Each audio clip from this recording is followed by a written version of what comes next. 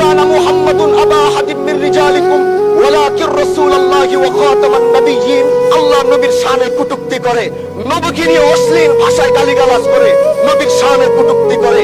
এই আন্দোলন, এই সংগ্রাম করতে গিয়ে আপনিও মাননীয় স্পিকার দেখেছেন, আমি যে আসন থেকে নির্বাচিত হয়েছি সেই আসন থেকে বাংলার ঐতিহাসিক একজন নক্ষত্রের জন্ম হয়েছিল,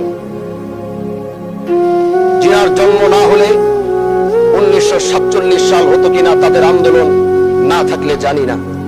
কারণ তিনারা নিজের জীবনকে বাজি রেখে ব্রিটিশ বিরোধী আন্দোলন করেছেন এবং আল্লাহ পাকের কাছে অশেষ শুকরিয়া জানাই যে সেই ব্রিটিশ বিরোধী আন্দোলনের অন্যতম একজন নেতা হাজী শরীয়তুল্লাহ রহমতুল্লাহ আলাইহির সেই বংশের সন্তান হিসাবে আল্লাহ আমাকেও কবুল করেছেন।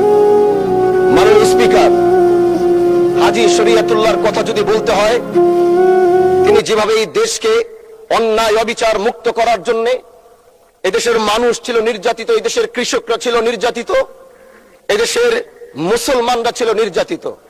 একদিকে ব্রিটিশ মুসলমানদের উপর অত্যাচার করছিল, আরেক দিক থেকে হিন্দু জমিদাররা তারা মুসলমানদের উপরে একচেটিয়া অন্যায় অবিচার স্ট্রিম রুলার চালিয়ে যাচ্ছিল।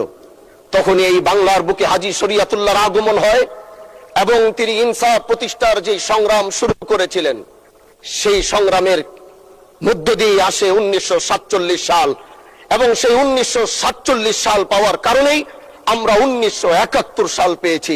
হাজী শরীয়তুল্লাহরা যদি 1947 না এনে দিত তাহলে আমরা 1971 সাল পেতাম না। মাননীয় স্পিকার, আজ দাঁড়িয়েছি শুধু শিবচরের কথা বলার জন্য নয়, আমরা একটি বিশাল কমিউনিটি থেকে বিলং করি। আমরা দেশ ও জাতির কণ্ঠ হয়ে কথা বলার জন্য জাতীয় সংসদে এসে দাঁড়িয়েছি।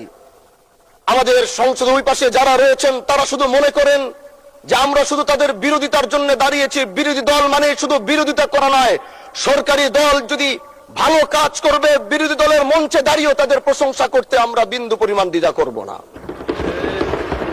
এবং আমরা সরকারি দলের যারা রয়েছেন তাদেরকে ধন্যবাদ জানাবো, কারণ আজ আপনি যেখানে বসেছেন আপনার মাথার উপরে লা ইলাহা ইল্লাল্লাহু মুহাম্মাদুর রাসূলুল্লাহ, অবশ্যই এটা তাদের অবদান, এটা অস্বীকার করার কোনো সুযোগ নাই। আপনার মাথার উপরে যদি আবার তাকাই তাহলে দেখি ওখানে লেখা বিসমিল্লাহির রহমানির রহিম। এই লেখা দেখলে আমাদের ভালো লাগে, এগুলো আমরা ফেরত পেয়েছি। সরকারি দলের প্রশংসা যদি করতে হয় তাহলে আমরা এইভাবে করব। যখন তাদের প্রশংসা করা দরকার আমরা দাঁড়িয়ে প্রশংসা করব, যদি তাদের কোনো ভুল দিকে সেটা দাঁড়িয়েও এই বেঞ্চের থেকে আমরা তাদের প্রতিবাদ করব। এটাই আমাদের কাজ। মাননীয় প্রধান, আজ দাঁড়িয়েছি, হয়তো আমার কথা অনেক লম্বা।